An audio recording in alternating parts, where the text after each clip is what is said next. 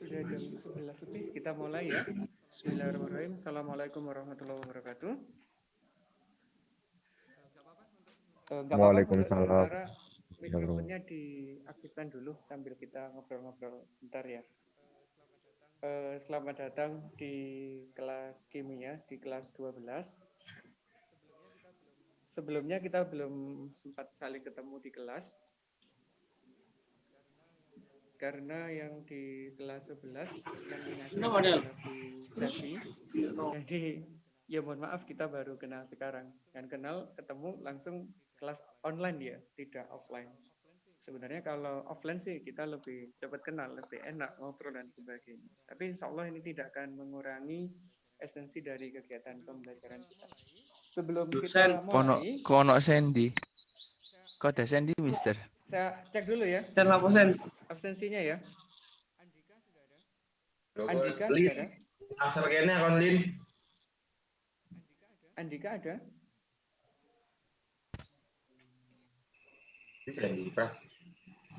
Andika? Andika. Belum. Belum kayaknya, Mister. Anissa? Belum kayaknya. Rahmadani? Ada, Mister. Azahra? Oh, Andika ada, Mister. Andika ada. Halo, Kenapa? maaf Mister tadi. Mister, apa sinyalnya jelek Mister? Nggak kedengeran. Tapi udah ada ya? Sudah ada, Mister. Sudah. Maaf Mister. Bima, darurat sinyal. Oh iya. Azahra? Hadir, Mister. Damariana? Hadir Mister. Dian? Ada, Mister. Fabian? Hadir Mister. Farhan? Hadir, Mister. Halisa? Saya, Mister. Ervinda? Ervinda belum ya? Kaila? Ada, Mister. Levina? Hadir, Mister. Belva? Ada Mister. Mario?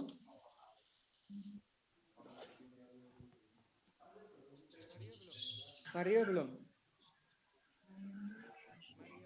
Maria Usman? Ada. Muhammad Farhan? Ada Mister. Muhammad Bramandeo? Ada Mister. Muhammad Fawaid?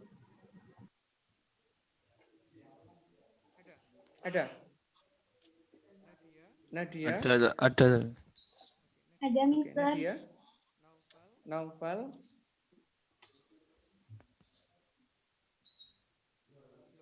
Belum. Nela? Ada, Mister. Salma? Hadir, Mister. Satria? Satria Sindura? Ada, Mister. Yasmin? Ada, Mister. Yevi? Ada, Mister. Ada? Ada, Mister. Yogi? Hadir Mister. Oke, sip. Baik, sebentar sambil saya ke halamannya ya. Mister. Baik, alhamdulillah kita bisa ketemu sekarang untuk kegiatan pembelajaran online. Ini ada Hervinda, Gak Mario, usah. Itu loh. sama Naufal. Oke. Ya 200 Kita bisa ketemu lagi. sih. 204. 204. Ketemu Gak pertama usah iki. lewat online nggak Iki apa-apa loh. ya. Iki Insya Allah nanti kita akan 420 belajar tahun normal loh. kayak biasanya.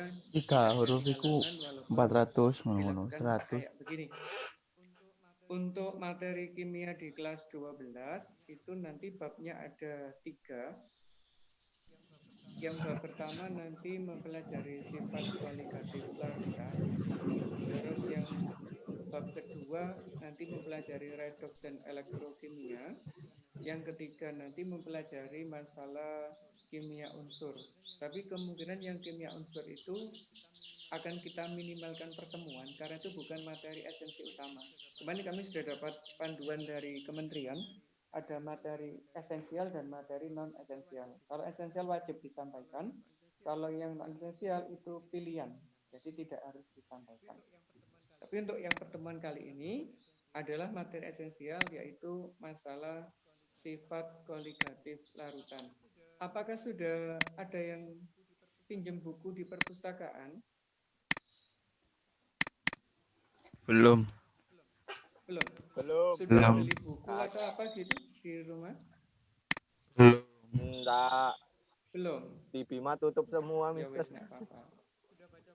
Sudah baca-baca buku, browsing-browsing gitu?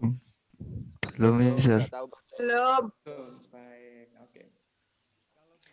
Kalau belum, berarti kita nanti eksplorasinya jauh lewat Google Classroom ya, karena materinya modul 1 sudah saya upload di Google Classroom, jadi nanti bisa diakses di sana. Itu satu bab lengkap. Terus selain materinya juga sudah saya siapkan tugasnya di Google Classroom juga. Nanti silakan diakses. Materi yang pertama adalah sifat koligatif larutan.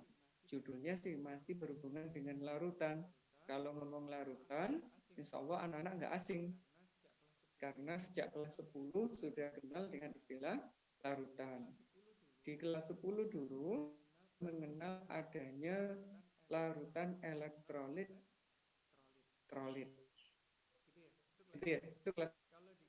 Di kelas 11, apalagi semester adalah kimia larutan. Mulai dari asam basa, sulfur, hidrolisis, KSP, filtrasi asam basa, dan ditutup oleh koloid. Tapi masih ada satu lagi bab kimia larutan yang belum kita pelajari, yaitu mengenai sifat koligatif. Apa itu sifat koligatif? Ya, kita belajar hari ini ya. Sebentar, ada yang masuk. Untuk mempelajari bab ini, kita masuk di materi pertama, yaitu masalah definisi dari sifat koligatif larutan. Sifat koligatif larutan itu didefinisikan sebagai larutan atau sifat larutan yang dipengaruhi oleh ini. Konsentrasi atau jumlah partikel zat terlarutnya. Siang-siang gambari es krim, mantap ya. Apa maksudnya, Rek? Ada yang hobi membuat mie instan, makan mie instan. Cara membuatnya gimana? Yang Andika itu, Mister. Didihkan air dulu ya. Ya. Air dulu. Kalau airnya sudah mendidih, baru minyak Masukkan. gitu ya. Nah, Ya. misalnya begini, kasusnya. Suatu hari sampean mendidihkan air, mau masak mie. Airnya sudah mendidih banget gitu ya. Kalau sudah muncul gelembung dan sebagainya. Terus mie-nya sampean masukkan. 1 bungkus misalnya. Bagaimana dengan perubahan air di situ? Pernah mengamati perubahan air panasnya itu? Dia tetap ada gelembungnya atau berubah? Biasanya kalau kita amati gelembungnya sesaat akan hilang gitu ya.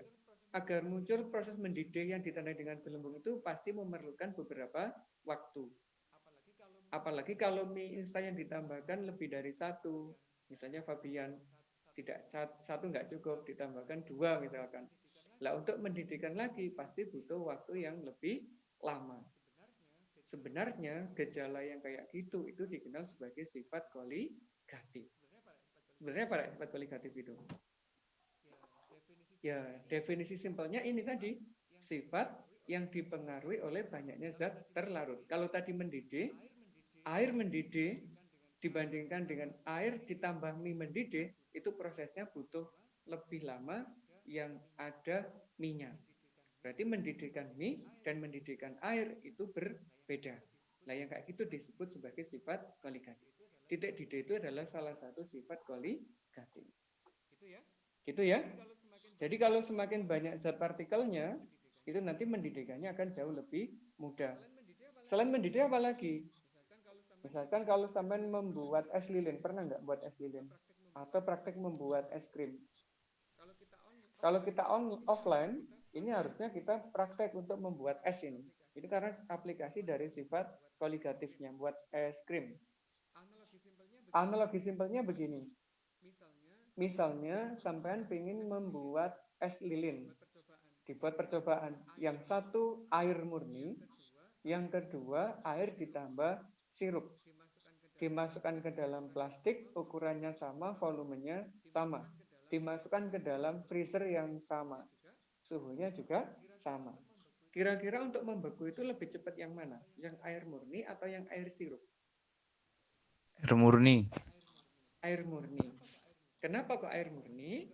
Itu nanti juga berhubungan dengan adanya zat terlarut. Jadi titik beku atau proses membeku itu nanti juga dikenal sebagai salah satu sifat koligatif. Gitu ya. Nah ini. Di bab sifat koligatif ada beberapa yang kita pelajari. Yang pertama ada ini, masalah konsentrasi. Karena tadi di awal dijelaskan, sifat koligatif itu sangat dipengaruhi oleh jumlah zat terlarut. Dan jumlah zat terlarut nanti dinyatakan sebagai konsentrasi. Sifat koligatifnya ada 4, ada tekanan uap, ada titik didih, ada titik beku, ada osmotik. Hari ini targetnya 3 selesai. Konsentrasi larutan, kenaikan titik didih, penurunan titik beku.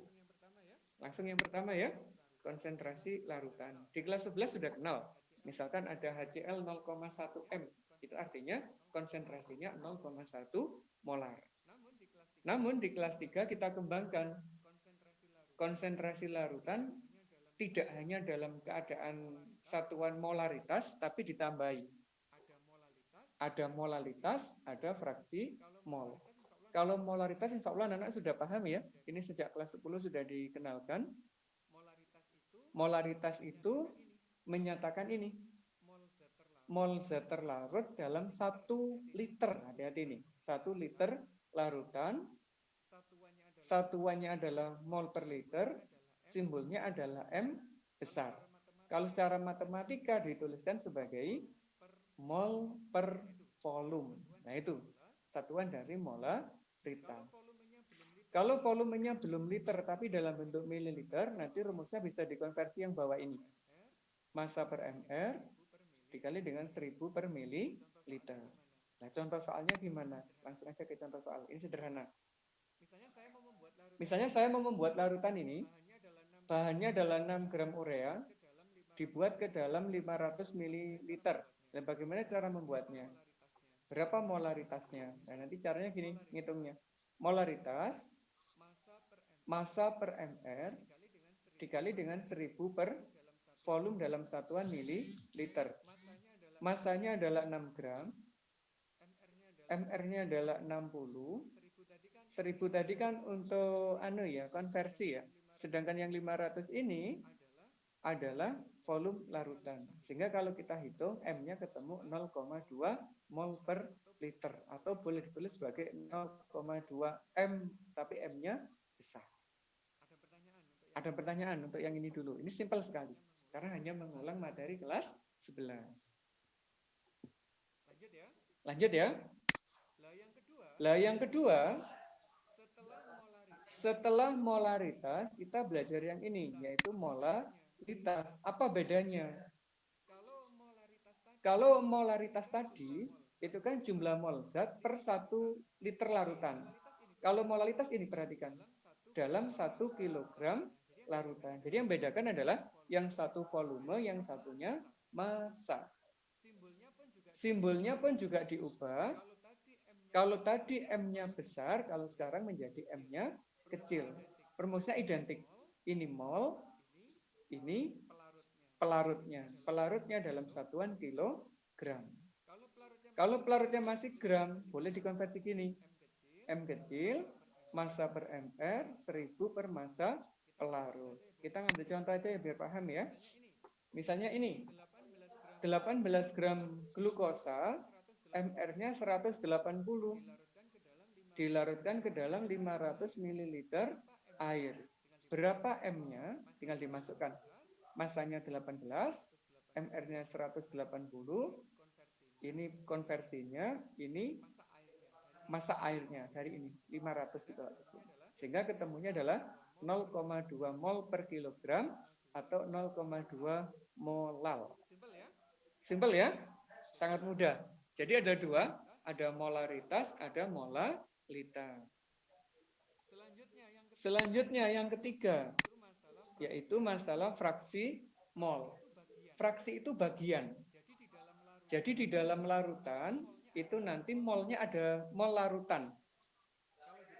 Kalau ditanya berapa mol zat terlarutnya, itu nanti dikenal sebagai fraksi mol terlarut. Disimbolkan dengan X terlarut.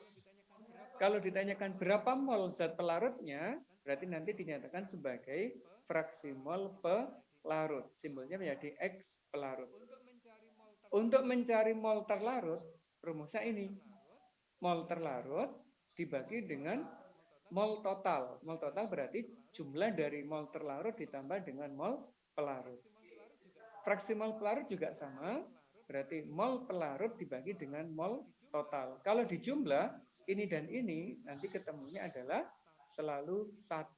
Jadi jumlah fraksi mol itu 1. Contoh soal ya, biar mudah.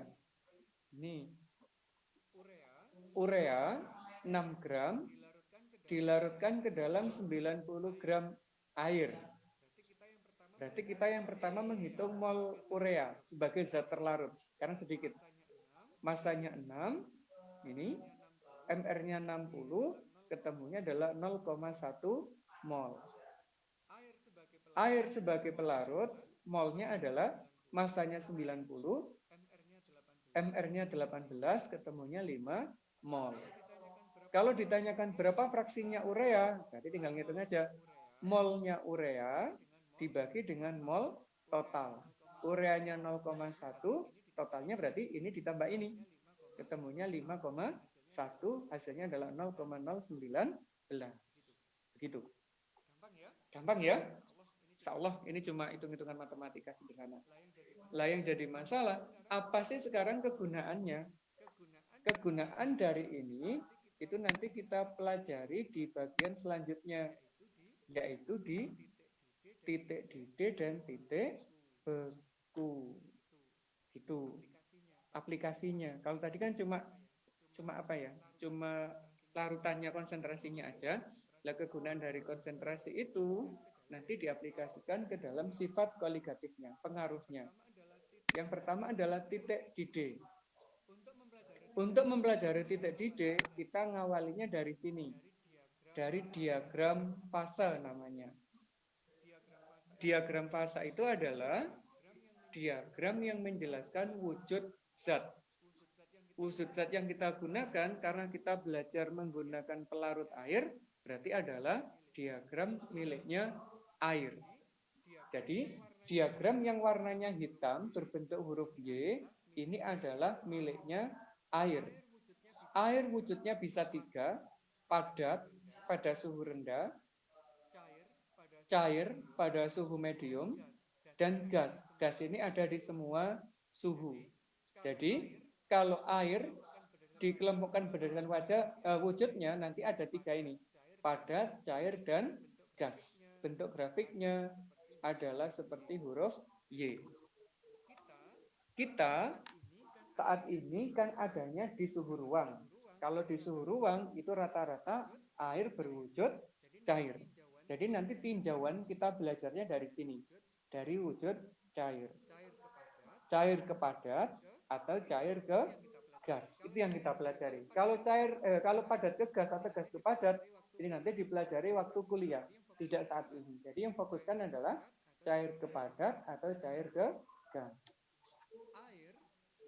Air dapat berubah menjadi padat melalui proses apa, Rek? Pembekuan. Melalui proses pembekuan atau dikenal sebagai membeku. Jadi, garis hitam batas antara cair dan padat ini dikenal sebagai daerah beku. Gitu ya. Ini daerah beku. Kalau ada titik, saya taruh di C. Jarak antara cair dan padat, berarti di C nanti dikenal sebagai titik beku. Itu istilahnya. Kalau saya taruh di sini, di antara C dan A, di garis hitam. Berarti tetap sama ya. Ini juga dikenal sebagai titik beku. Lah kalau cair ke gas, itu kan ada proses mendidih. Nanti dikenal sebagai mendidih prosesnya. Jadi sepanjang garis ini dikenal sebagai garis mendidih. Kalau ada titik, ini geser titiknya, di D di sini, batas antara cair dan gas, D ini nanti dikenal sebagai titik di D. Nah, begitu. Jadi yang sebelah kiri adalah titik beku, yang kanan adalah titik di D. Yang hitam ini adalah miliknya air atau miliknya pelarut. Lah kalau ada larutan, apa yang terjadi? Kalau ada larutan, grafiknya geser. Geser berubah menjadi yang warnanya hijau ini. Yang hitam miliknya pelarut, yang hijau miliknya larutan. Gitu ya. Titik C aksen di sebelah kiri juga batas dari cair ke padat. Ini juga titik beku. Tapi bukan titik bekunya air, tapi menjadi titik bekunya larutan. Kalau ini titik beku air, kalau ini titik beku larutan. Ini tadi dikenal sebagai titik didih air, kalau yang D aksen ini dikenal sebagai titik didih larutan. Pergeserannya ada nih kalau ditarik nilainya. Ditarik ke bawah misalnya. Ditarik ke bawah sini. Ini dikenal sebagai suhu atau titik bekunya air. Berapa nilainya? 0. Berarti air nanti akan membeku pada suhu 0 derajat. Bagaimana dengan larutan? Kalau larutan jika ditarik ke bawah, ternyata ada di kirinya air. Berarti nanti titik bekunya larutan selalu di bawah titik bekunya air. Kalau air itu nilainya 0, berarti titik beku larutan pasti di bawahnya 0. Nah, selisihnya itu nanti dikenal dengan ini. Ada delta. Selisih dikenal dengan delta. T itu dari temperatur, F itu dari kata freezing. Berarti ini ada perubahan atau penurunan titik beku karena nilainya dia turun. Seberapa besar turunnya itu nanti tergantung molaritas atau molalitas yang kita pelajari tadi. Jadi pengaruhnya dari konsentrasi itu ada di sini, yaitu jauh tidaknya pergeseran grafik ini. Semakin besar M-nya berarti nanti akan semakin ke bawah suhunya. Bagaimana ketentuannya atau bagaimana besar perubahannya? Kita masuk sini di titik beku. Perubahan delta TF itu tergantung ada dua. Yang pertama ada molalitas, yang kedua ada KF. Ini dikenal sebagai tetapan titik beku. Nilainya sudah ada di soal, jadi kita nggak usah mikir. Yang kita mikir cuma ini aja, yaitu molalitasnya. KF sudah ada ya. Nah, bagaimana contoh soalnya? Kita ambil ke sini. 18 gram glukosa, MR-nya 180, dilarutkan ke dalam 500 gram air. Yang kita hitung dulu turunnya. Turunnya berapa? Berarti pakai ini. Delta TF. M dikali KF. M itu rumusnya kayak tadi. Gram per MR, 1000 per P, dikali dengan KF.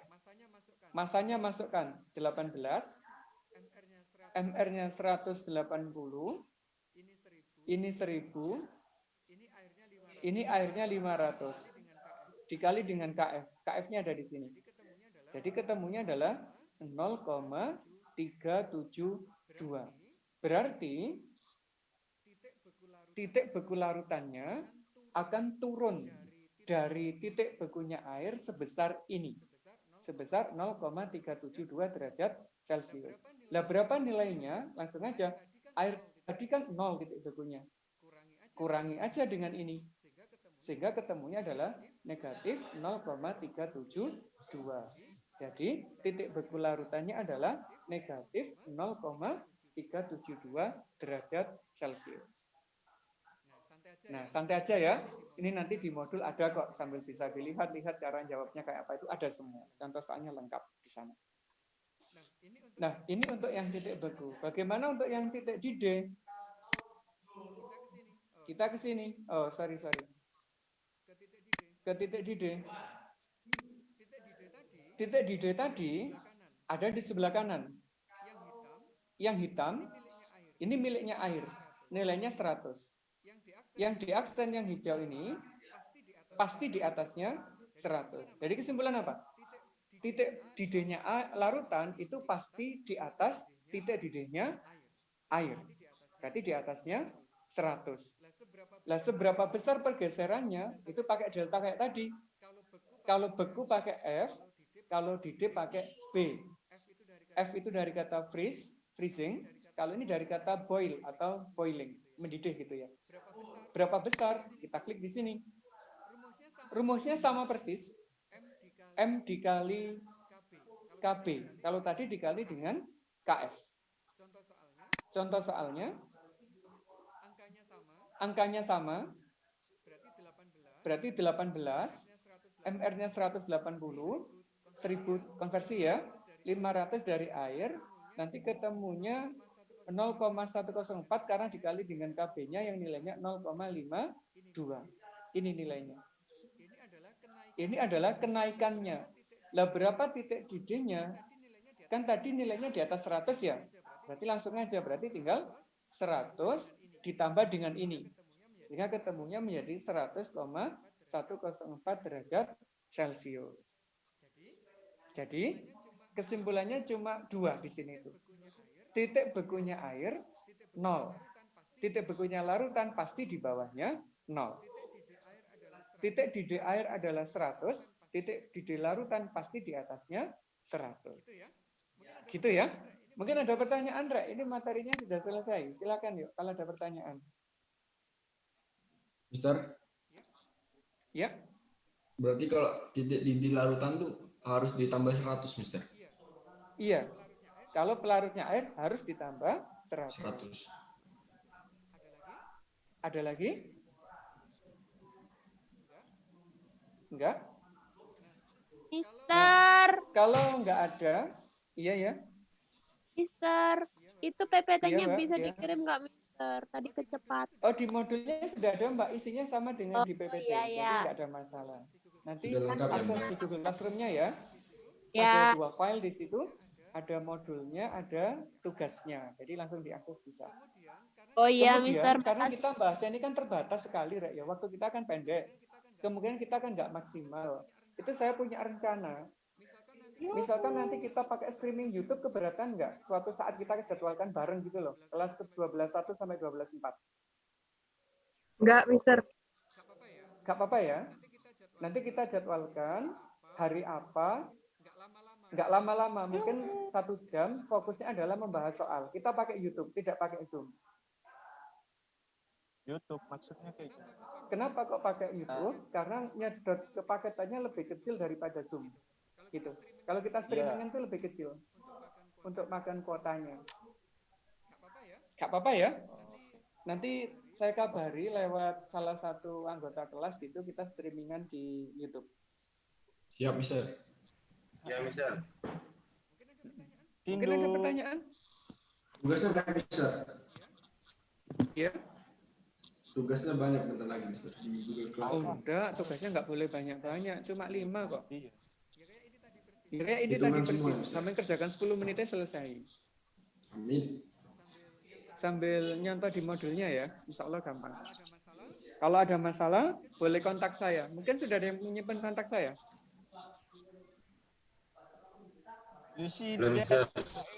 Ya wes, yang penting ada. Oke. Ada pertanyaan? Mister, Ya, kalau titik beku larutan itu cuma ditambah 0, Mister. 0 dikurangi, Mas. Oh, dikurangi. Ya, Mister. Iya, Makasih. karena harus di bawahnya 0. Maksudnya, Mister? Kenapa? how you can see my Tolong Mas diulangi, kecil banget suaranya. Gus. Nggak ada ya. Tak kira apa. Apa gitu? Mister, Baik, kalau nggak ada pertanyaan, untuk pertemuan hari ini insya Allah Wah, ya, cukup. Nanti untuk detail latihan soal, bahas soal kita bahas di streaming YouTube aja ya.